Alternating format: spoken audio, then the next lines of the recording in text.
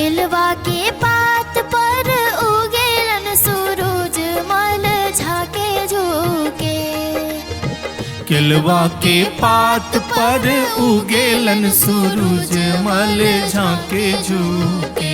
हे करेलू छठ बरतिया से झाके झुके। हे करेलू छठ बरतिया से झाके झुके।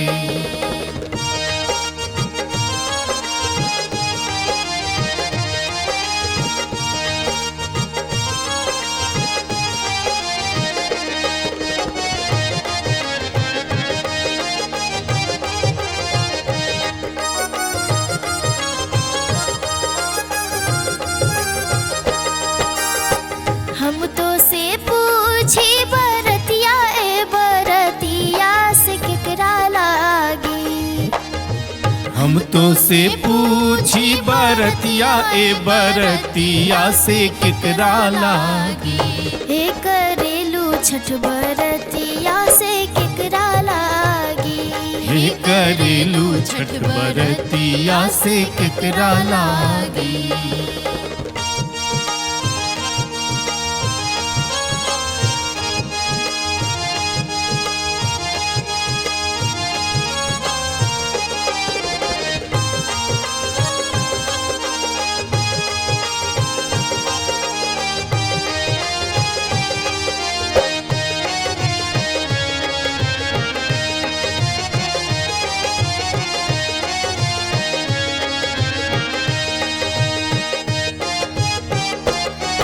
अमरूदिया के पात पर उगेलन सूरज मल झाके झुके।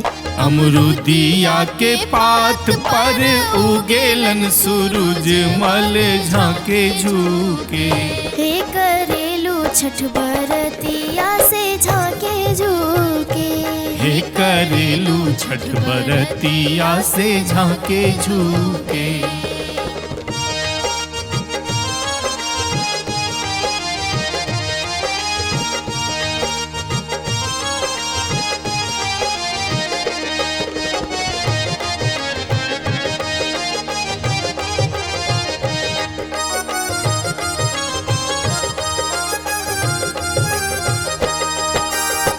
हमरो जे स्वामी कवन ऐसन स्वामी से उनके लागी।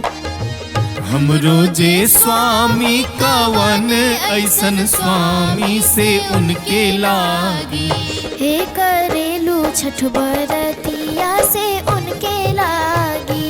हे करेलू छठ बरतिया से उनके लागी।